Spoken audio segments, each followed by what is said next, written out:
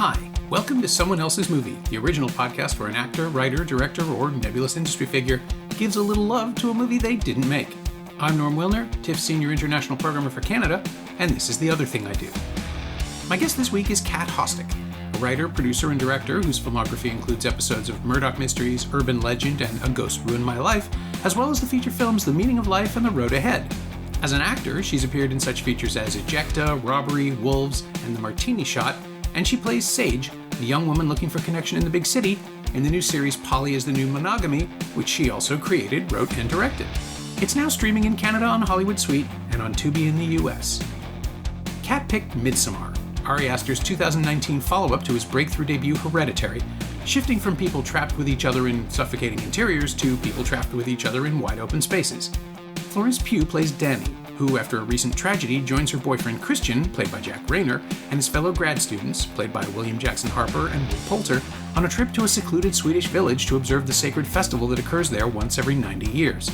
It quickly becomes clear that Christian and his colleagues have no idea what they're in for, although Danny might have found herself exactly where she needs to be. Also, this episode is a bit of an outlier in that Kat ended up asking me more questions than I asked her, but even so, this is someone else's movie.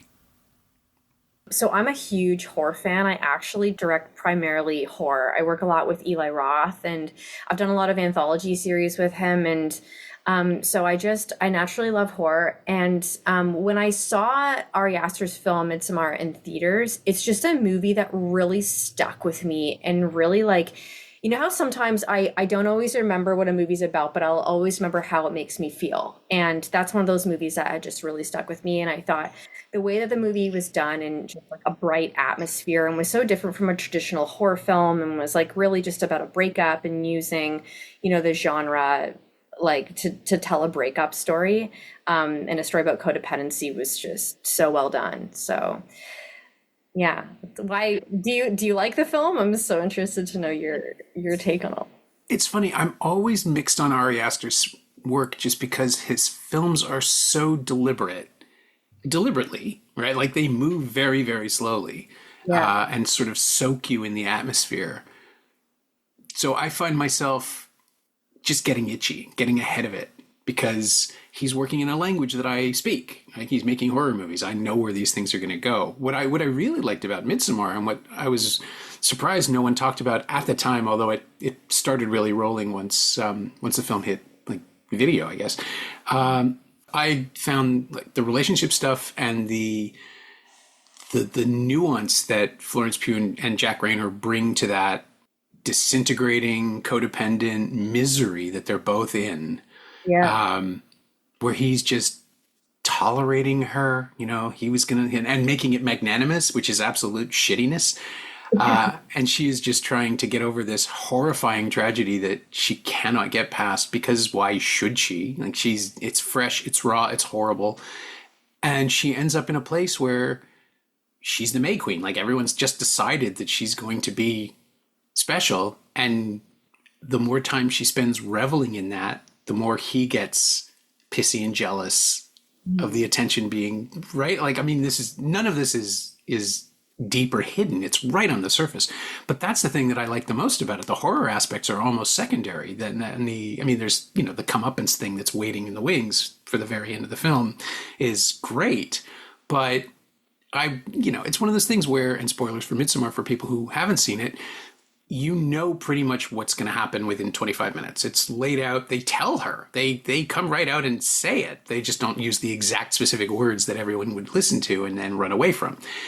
And so watching the characters come apart and figure out how to come back together and then come apart again, watching all of that was so much more interesting to me than the actual horror stuff. The horror stuff just seemed kind of silly by the end of it. And maybe that's just because I grew up on The Wicker Man. I'm exactly the right age, right? It was on TV when I was younger, and it's in my bones. But watching Ari Aster play with The Wicker Man and use it as a kind of a what's the term, a Trojan horse to bring people in and watch this relationship story, that I think is fantastic. Yeah. I think so too. One of my favorite older films is Rosemary's Baby, and I kind of feel like it's in the same kind of world in some ways. And yeah, I mean, it's interesting because we'll talk at the end about like my show, but I think I'm really drawn to the relationship aspect of this. And yeah, it's so interesting the way he does it. But you're right. I guess I was like, I was rewatching it yesterday, and you view things differently after a period of time as well. And you're right about some of the horror tropes and some of those moments. I think the really stronger element is the relationship stuff and how he teases that out. And the American entitlement too. Like the fact that these guys are just blundering into a region thinking they're the experts. They don't understand any of it. They don't speak the language. Yeah, yeah. And that town has just been waiting for them, just sitting there quietly, pouring the tea, getting the bear ready. Like they saw them coming a mile away. They invited, like specifically, they've reached out to these idiots. Yeah. They just don't understand it. And every single one of the grad students, William Jackson Harper from The Good Place is in there, and he's just quietly eating every scene, just enjoying being the anti-chitty. Well, Ari Aster and Jack Rayner did the press tour, and I got to sit down with them for a bit, like the day after seeing it, and so it was all really fresh. But they said that they were really fighting against the idea that these guys should show up in khakis and pith helmets, like they're the grand explorers. That they want that. And the characters all want it inside. They'll never say it, but they comport themselves like they are, Stanley and Livingston moving into the brush and discovering new worlds. And they're just set up to fail, which is, funny. Like, it's genuinely funny to watch them just not get it as the film goes on. Yeah, I completely agree. What's like an iconic scene for you in the film, or one that like really sticks out? Initially, I thought the prologue was unnecessary, but I love it in retrospect on repeat viewings, especially the longer cut. I think just that introduction and the way that Aster plays with imagery, where there's a face in the corner and somebody just not quite in focus. It's setting everything up. And at first it was when I saw it theatrically, I think my first response was, oh, this is going to be another Hereditary where we just sit in a room and wait for people to start screaming. And that does happen, but it's not the same film at all. But he's sort of blowing out the Hereditary resonance in the first minutes of the film, just saying, look, we've done this before. It's fine. I'm not going to repeat myself. But I really love the deliberateness of it, that we're watching a tragedy that we don't understand. Which is exactly what's coming. Like, it is a mission statement for the movie we're about to see, but then by switching tones and gears and making the ostensible protagonists just so hapless, it works so well. It's kind of a bait and switch, but it's an elegant one. And the same way he plays with structure in Beau is Afraid, where here's a 40-minute section of film that will ultimately have no bearing whatsoever on the rest of the movie, unless it is the entire movie that you're watching. And that stuff makes it more fun to revisit it. I'm still kind of hot and cold on Hereditary. It just seemed, again, it seems really obvious. We have Rosemary's Baby. You don't need to do another one. Right. Yeah, I actually feel the same way about Hereditary. It's like I can acknowledge that it's a good film, and there's elements I really did love about Hereditary, but it's I don't know, it doesn't compare for some reason to Midsommar. Yeah, it feels to me like the movie he had to make in order to get the reputation to make the next ones. I mean, Beau is Afraid is supposedly the first script he wrote and the one he was trying to make all along, but he couldn't do it until he'd already had Hereditary and Midsommar in the bag. Oh, you know what? I actually haven't seen Beau is Afraid yet, surprisingly. But what are your? I know we're talking about Midsommar today, but I'm curious. Like, what are you? Yeah, what are your thoughts on Beau is Afraid, and like that being a film that Aster, that's the one that he wanted to do. Like, what do you think he should have done that one first, or do you think it makes sense? It's funny, if he'd done that first, he would have never made another movie. Like, it is so big, so ambitious, so unapologetically weird that I don't think he would have been able to make the 3-hour movie that he has made now after 2 hits. I think it would have been an absolute shell of itself. He would have had to rip out everything and just tell one straight line instead of all these incredibly complex digressions, and it moves in chapters basically. It's a road picture. It's an odyssey about a man trying to get to his mother's home. The joke of it is he really just, this man can't leave his apartment, So why is he daring to do something this complicated? It's just about anxiety and sort of diffuse anxiety in the way that the fear of making one wrong decision can cripple a person for life. And it's about arrested development, and it's about someone who can't function as an adult, which all of his movies are. Ultimately, they're all the same thing. And so as a result, because Bo is his first script, he's been reworking it obsessively, and its themes just keep coming up in his other work. So now it actually feels like a weirdly like a greatest hits package, because it does have elements of, you know, like he has a domineering mother character the way there was in Hereditary, and he has people surrounded by cultures that they don't understand the way they did in Midsommar, and you see the things that he used from it, but now it feels derivative in a really strange way. It's either a summation or a starting point, but it just lands in this really odd space because we've seen the other two movies already, and those two movies are in recognizable genres, and Beau's Afraid is absolutely its own message, its own animal. Wait, in terms of genre as well? Is that Yeah, it exists outside all of it. It has a 20-minute theater sequence where characters are performing. Joaquin Phoenix's Beau wanders into a forest and finds a group of players putting on this elaborate, really impossibly complicated, sophisticated stage play about a man going on a journey, and it becomes his own life, and Phoenix finds himself in it, more or less. And there's absolutely nothing that compares to it, except maybe, you know, the players in Hamlet. He's reaching to Shakespeare and then producing it at a level that is almost impossible. And it's part of the point of the film, is that we're already so far into surrealism that it doesn't really matter what's actually happening and what we're seeing. But it's a pageant sequence, and it's similar to the end of Midsommar because it is this great big staged moment, and it's beautifully orchestrated, and it's, you know, it's shot symmetrically. He's lifting from Wes Anderson for the compositions, and in Beau, it is just the midpoint of the film, and then there's another hour on the other side of it. Oh wow, really? Yeah. So structurally, it doesn't even follow is it? So it's not even. It's not the climax. There's way more to come. It's kind of another statement of purpose within. It's like an explanation of where we've come and where we think we might go, and then he just simply does not go there because it's the idea. I think that's the thing about Aster, is that he is a filmmaker of ideas and not always narratives. So he'll build scenes and then figure out where they fit in this larger story he wants to tell. Which is why Hereditary moves so slowly, and why Midsommar has long stretches where characters are just alone with each other. But in Midsommar, it works. In Midsommar, it serves those characters, because the last thing this couple needs is to be trapped together. They should be done, right? Like, the whole point of it is that this is a relationship that should have ended.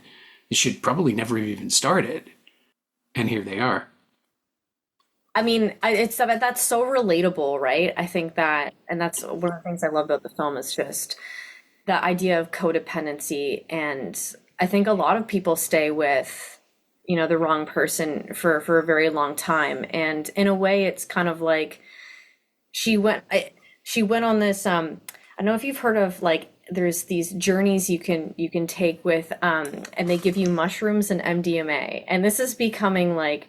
I don't know if you've ever heard of this. Okay. But apparently it's like 10 years of therapy in one day. And I think like Western medicine is now looking into this thing. And it's kind of like this, like Midsommar, like reminded me of that. And there's even like the mushroom element, right, in the tea that they drink, and everything kind of becoming, you know, and, but through that, at the end of it, you kind of learn, you know, what you need to be, or what the truth is in order to move past it. And that's one thing I loved about Midsommar, was just, it kind of felt like a journey, like one of those journeys in a weird way. And because, don't they take mushrooms when they first arrive there? And so I was like, oh, that's really interesting. I wonder if he did that purposefully. I don't know. I mean, it would line up with the stuff he does in Beau, where we're inside someone's head for most of the movie. We are lured into that state of displacement the same way the characters are, right? I mean, I think that's one of the reasons the film's visual motif works so well, which is these long, long takes of nothing. Like they're static almost. There's movement, but they're long takes of stillness. And then if you notice something in the corner, that's exactly when he cuts away. Just lets you think that, oh, that looks weird. And then it's something else now. Never mind, moving on, which is absolutely what they're experiencing, where they're doing everything they can. The townspeople, the village folk, are doing everything they can to hide their real purpose once they've arrived, because they're not leaving. They've already got them. And again, like these heroes, they think they're heroes. The protagonists, not Danny. Danny gets it, I think, pretty quickly. Danny is uncomfortable. Danny knows she doesn't want to be there. Danny suspects. Everybody else just assumes, because they're all men of a certain class and a certain youth, that they basically think they're playing college football, right? Like they're invincible. Nobody's going to get hurt. Nothing's going to happen. They're going to take their pictures and leave. Yeah. Yeah. Oh yeah. 100%.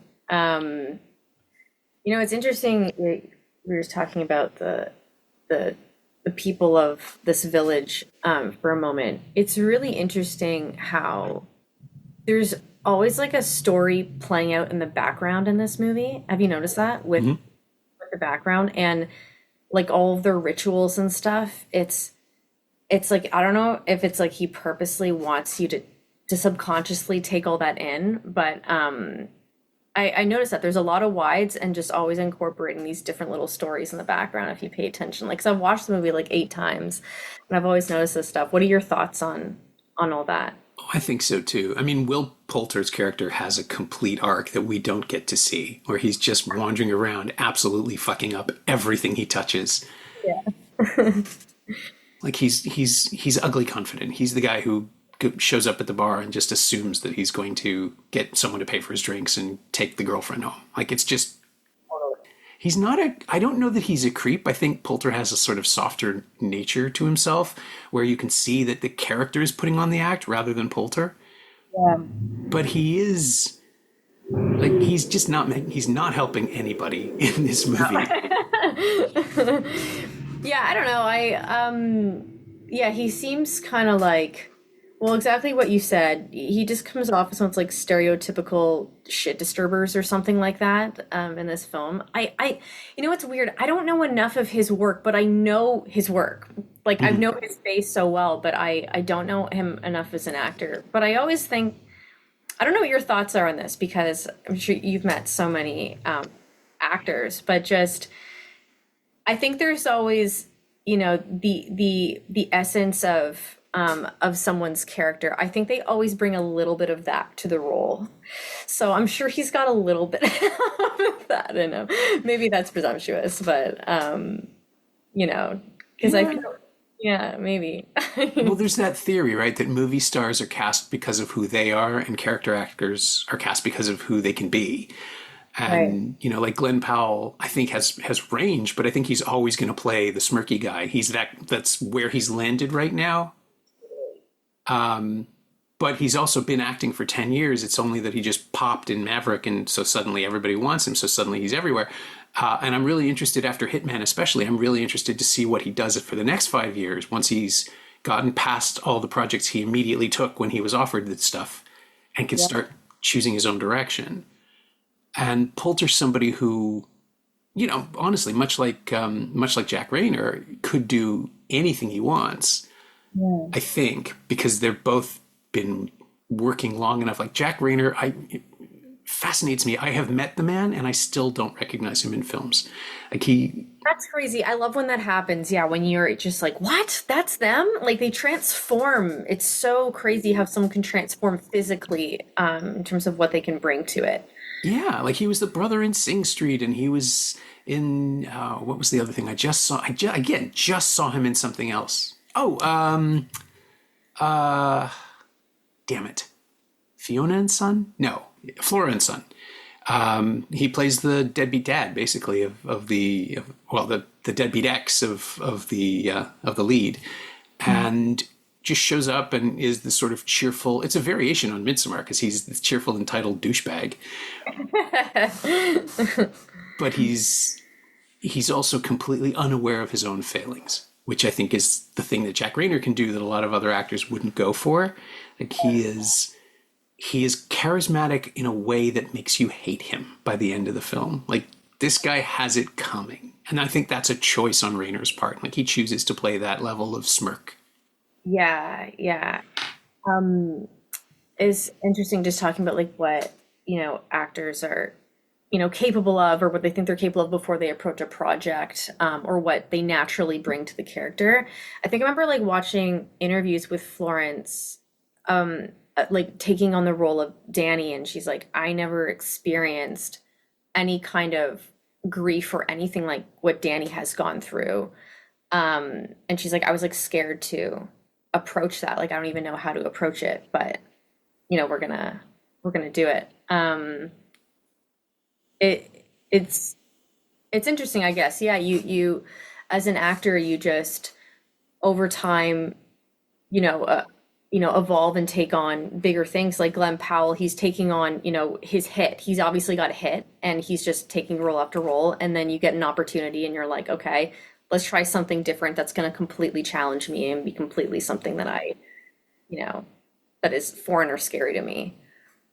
Yeah, I mean, I think that's the only way to grow. Like, that's the only way to survive. Yeah, and Florence Pugh, I mean, I saw her in a film called The Falling, that Carol Morley made maybe 10 years ago now. And then Lady Macbeth, the one that played at TIFF in the platform section, William Oldroyd's film. And she's somebody who, again, like clearly now can do literally anything she wants to do. I know. She's so incredible. Just so incredible. Yeah. And the fact that she's choosing to make movies that are, they're pointed in some way. She chooses films with messages, and they're not always an immediately discernible message, but even her new film, We Live in Time with Andrew Garfield is about more than it's about. And I think that's the thing she chases. And sometimes you get a Don't Worry, Darling, where you put your faith in a project and it doesn't work out the way anyone thinks it will. But sometimes you get a Midsommar where 5 years later, it's just like, this is so incredibly ahead of its time on so much stuff that is now the meat of every movie or TV series. And it's this free floating thing about how, no, it's really about a bad relationship, but it's also about the way we approach the world and the way entitlement works and corrupts and ruins things. I mean, I don't want to take away the horror aspect, which is that these villagers are all a cult and they're going to eat our friends, but they're not the worst people in the movie. No, definitely not.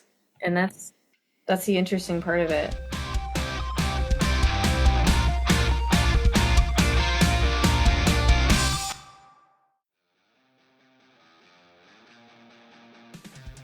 Hey, it's Norm interrupting my own show to bring you up to speed on Shiny Things, my newsletter about physical media, culture, and the odd streaming project.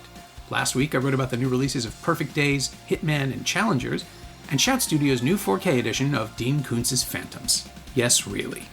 Sign up for a 14-day free trial at shiny-things.ghost.io or find a link at the Semcast Blue Sky account. You like reading about movies? I like writing about them. Come check it out.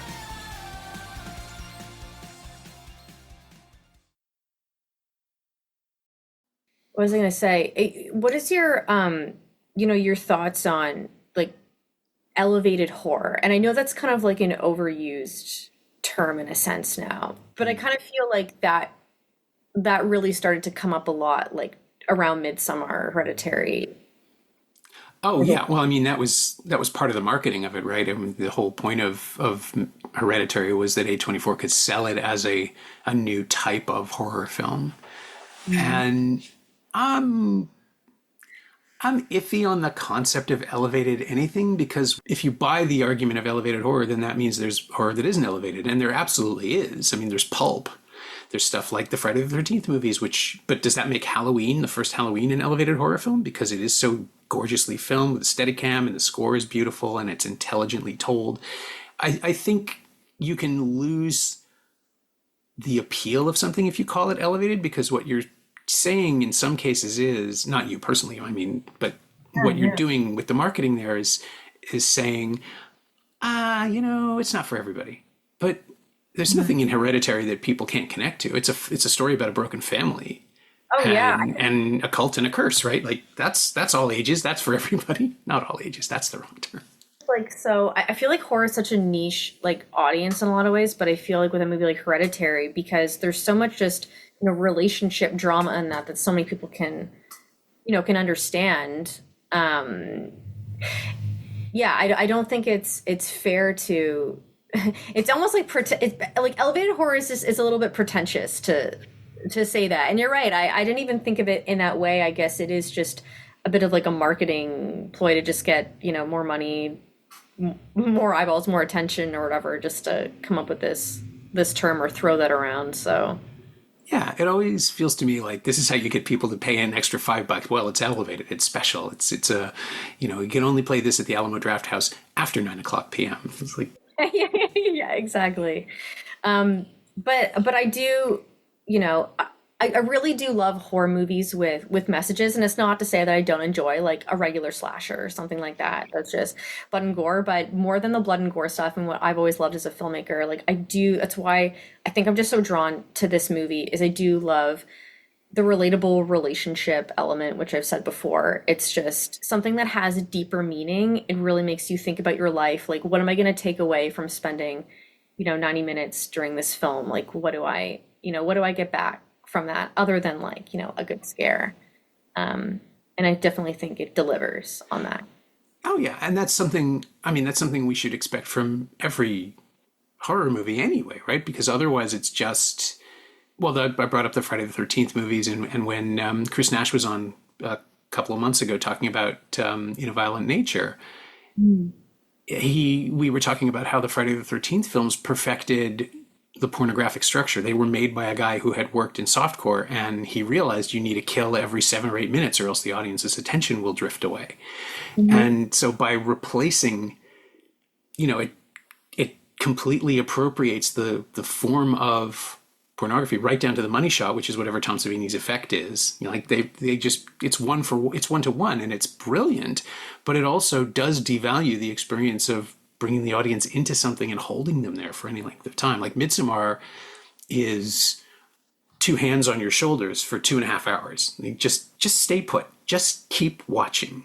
That's what Aster does better than almost any other filmmaker, is that he lures you. He brings you into a story and holds your attention even when nothing is going on, because the longer you sit there, the more you see. And he's able to do that in a way that maybe 5 or 6, like Spielberg can do it, but Spielberg does it in a completely different way. He's much more, muscular, and he drags you along with the camera takes and the editing. Aster just understands the value of patience in a way that, and this is why I think elevated horror as a phrase, as a term, as a marketing thing doesn't work, because Aster can do it. And a lot of other people in the last 5 years have tried, and you can tell they don't have the gift. Yeah, 100%. And that's what I mean. Like, I feel like that term really started to come up around the time of Hereditary, Midsommar, because I just feel like he can do it so well. And it's just like, I know that A24 maybe came up with that, but I do think that there's something to be said about that term, again, flying around during that time because of Aster. He really does have a gift and a way of doing it that no one else does. Yeah, so. I think so too. I mean, Robert Eggers' The Witch was around the same time. It might have even been the year before Hereditary. And that's another one that started the ball rolling for people, where, if that movie had ended 3 minutes earlier, it would be instantly embraced as a cornerstone of elevated horror, because there's nothing else in it. It's just, psychological suspense and disquiet and unease. And then you have the scene with the witches, and everybody sees witches, and they're all fine. It's like, oh yeah, this movie's about a witch. It's called The Witch.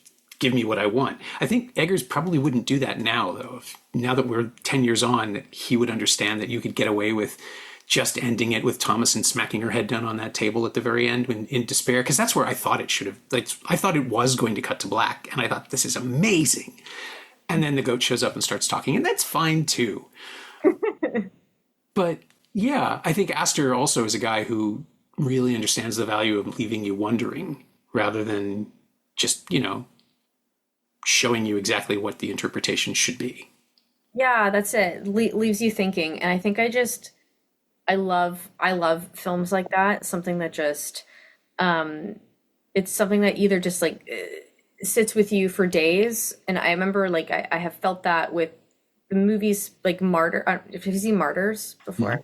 that movie, for some reason, that really sat with me for days. And then Christopher Nolan's, some of his films, I'm like, I know either you hate or love that guy, but I've watched his films like many, many, many times over and over again.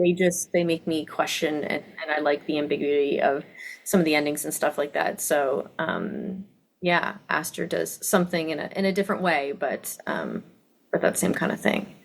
Yeah. Well, I mean, I realize I've been providing most of the theory. I've been doing most of the talking for this episode, which seems unfair. And you work in horror constantly. So, like, where do you see a film like Midsommar fitting? Is it part of a movement, do you think? Or is Aster unique unto himself? Do you see it in, not production, but in pitches and in scripts? Are people trying to ride this wave more? Or is it like a non-repeatable phenomenon? I think that a lot of people have tried to recreate Midsommar in some way. You know what I mean? Like, they come out with all these stories, and then stories about the occult and stuff like that, and going to some kind of reserve, and again, like that term of elevated horror. That's all I hear. Like, shortly after the movie came out and I was having meetings with companies, that's all of kind of what they wanted. And if you said you had something like Midsommar or something like that, they got so super excited. So I think the market was probably oversaturated with stuff that was like Aster's work, but won't be like that. And they don't want duplicates of the work, and they don't want something that's just like that. They want something like what he does, but different. You know what I mean? So yeah. The Ari Aster flavor. The Ari Aster flavor, yeah. Yeah. But chasing something like that seems self-destructive, right? Or self-defeating anyway. By the time you make it and get it into the market, we'll have moved past it culturally. Yeah, for sure. By the time you make a film, I mean, you spend time on writing it, prepping it, and then shooting it in post, like, you're already way beyond. I mean, I think I just, there was, for Tubi, I was meeting with a company not long ago, and they were like, "Oh, we're really interested that you do horror. What kind of horror series do you have? Can we have ideas?" Da da da da. And then I talked to them. We had a follow-up meeting 3 weeks later, and they're like, "Oh yeah, no, Tubi's not looking for horror anymore. We're not looking for these types of stories." It's like, everything changes on the fly, so you just have to be original, and you can't just go after what somebody else just did. But I do think what Aster did right, and, like, again, I just kind of keep repeating, is taking something that's really relatable. Like, he wanted to make a breakup movie, and then he used horror, he used that genre to execute that and do it in a very unique way. And so I think you just kind of, again, start with the theme, start with the thesis, start with that thing that really needs to be told, or that you want to share with the world, and then, pick a genre, and that all makes sense. I would approach it in that way anyway. Yeah, that's the thing that thrills me about this current moment in genre filmmaking, where the audience is savvy enough. I think even a mainstream audience, after 15 years of Marvel movies, even if you've never seen one, you kind of understand what they're doing at this point, just because they've so saturated the culture. You can get away with genre aspects in stories, even if you're telling a straightforward relationship narrative, and you can add something that gives it a sense of larger than life flavor, but you don't have to tell a genre story. You can just nod in that direction. Yeah. I mean, that's kind of what Beau's Afraid is, more so than the other two, because it has aspects of absolute, like, banana pants madness that aren't, but I would never call it horror. There are horrific things that happen in it, and there's a sense of dread that just emanates from the frame, from the screen, but I don't know that it qualifies as anything other than a character study, ultimately, for what Aster does.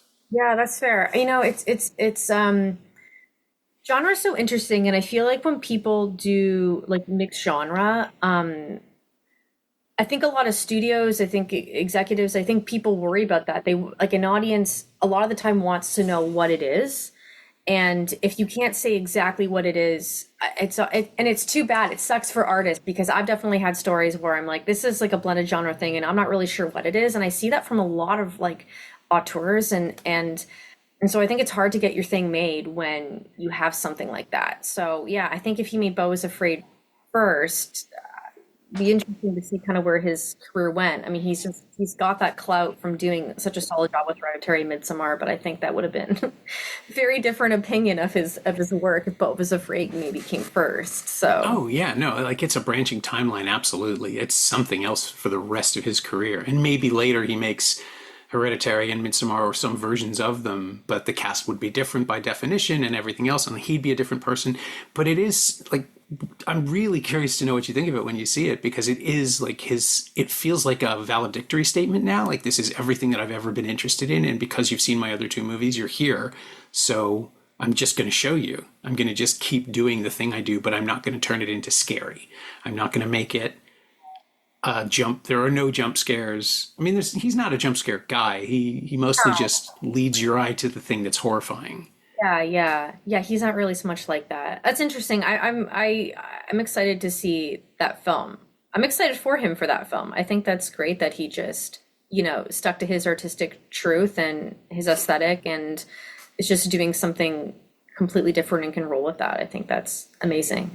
Yeah. Yeah, I'm curious. I don't think there will be an expanded version of this one. I know the first assembly was longer, but I think he's like the 3 hour version is his director's cut. But Midsommar came out in a longer version.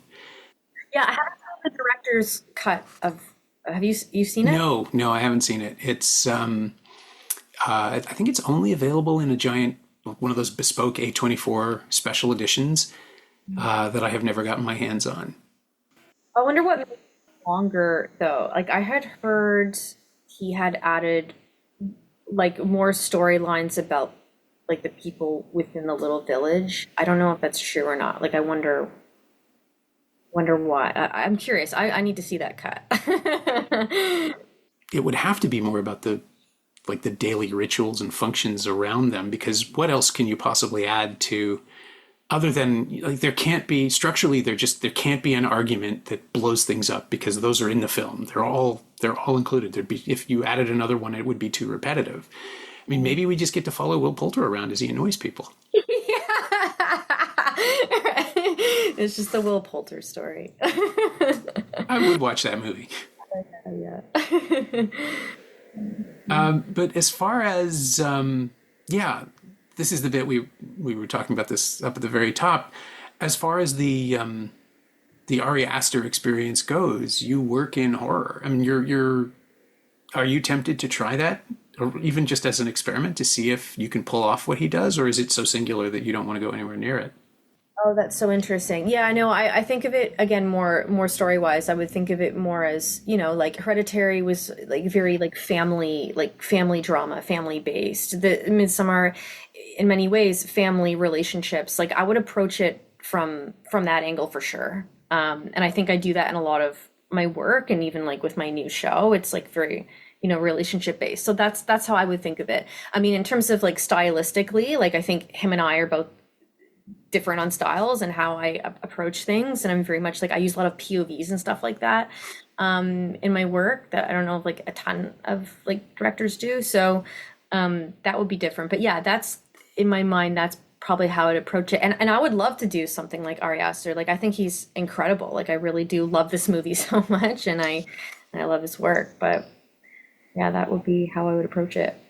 Yeah, well, you are definitely I mean, your work strikes me as a lot looser. His is so rigid and composed that he's not suffocating as a filmmaker, but he's very conscious about trapping us in the space that he wants us to be trapped in. And I'm just thinking about even just the apartment shots in the first few episodes of Polly are just sort of swinging around and wild, and you're following the path of a wine glass here and there. Like you're just open to what the characters and the actors are doing as a filmmaker, I think more so than he wants to be. I mean, I'm sure he could if he wanted to be, but it's not his thing.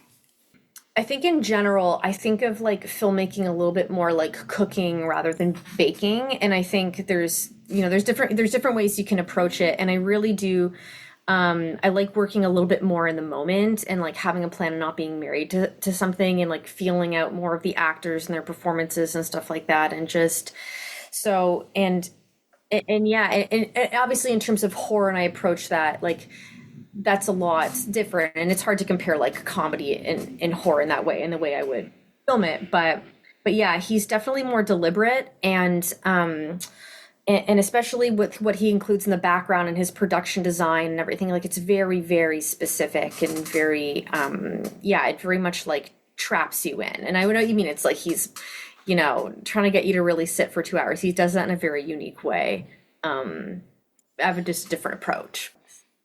Yeah. And of course, the reason we're talking this week is because you have a show that has nothing at all to do with horror, unless it's the horror of being single, which I think is quickly dispensed with in the show. So I usually end the podcast by asking the guest what there is of the film they chose in the work they do. And so here, like, it's an absolute impossibility, which is fine, but we can talk about that as well. Like, this is a real change for you. This is not the kind of thing you usually do, as you say. And how did that come about? What made it happen the way it happened?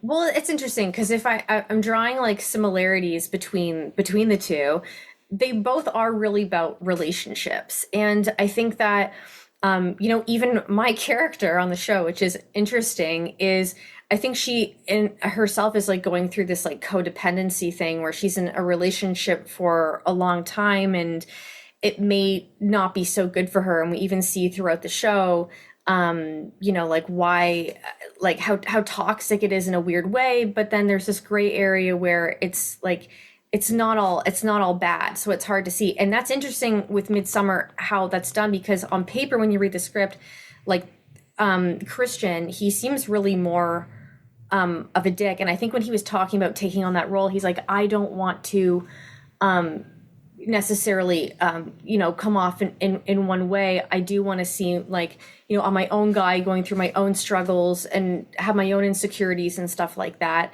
And so he's not like this fully evil person the whole time. You can still root for Danny in a way being with him until kind of later on in the film, in a sense, I think. And so I think there's similarities in that way.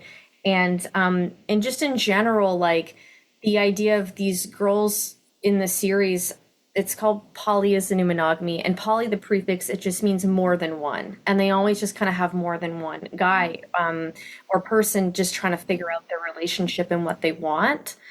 And I think that some of them are stuck in situations that don't make sense for them, but maybe there's a codependency or they're not sure or whatever. So I think in that way, Midsommar and Polly are interesting, even though they're completely different genres and completely different stories and situations. Yeah, I mean, Midsommar is, of course, about a modern relationship question. It's just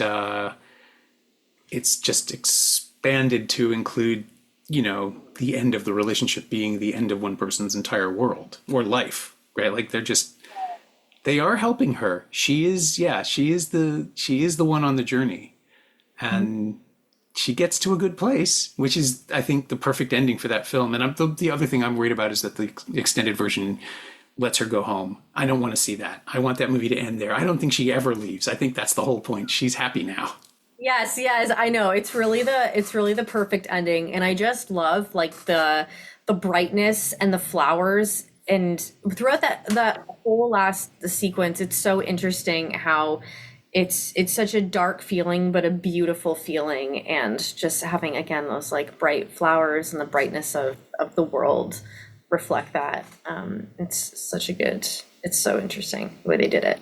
Yeah, I'm so annoyed. I mean, for a million different reasons. I'm annoyed that COVID kind of blatted out 2020 because I was really hoping to see like florists and wedding planners say, "Oh, it'll be just like Midsommar," without having seen the film.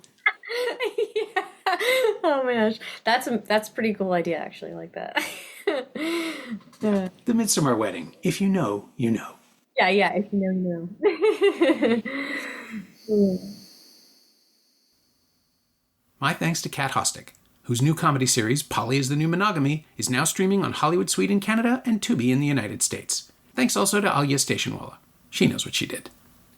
You can find Cat on Instagram at Cat Hostick, all one word, and you can find Midsommar on 4K, Blu-ray, and DVD from Elevation Pictures in Canada and Lionsgate and A24 in the US. It's also available to rent or buy on various VOD services across North America. You can find me on Blue Sky at Norm Wilner, and you can find this podcast there at Semcast, SEMcast, and on the web at someoneelsesmovie.com. The first year of the show is still available for just $20 at payhip.com/semcast. That's the first 52 episodes of Someone Else's Movie, 44 of which aren't currently available anywhere else. And check out my newsletter, Shiny Things, at shiny-things.ghost.io. I think you'll enjoy it. Our theme song is by The Last Year. If you like it or the show in general, please say so. Leave a review wherever you've been listening. Every little bit helps. It truly does. And check out the other shows on the Frequency Podcast Network while you're doing that. We are on YouTube Podcasts now. Stay safe, watch movies, wear a mask if you go out, get the new booster when you can. I'll see you next week.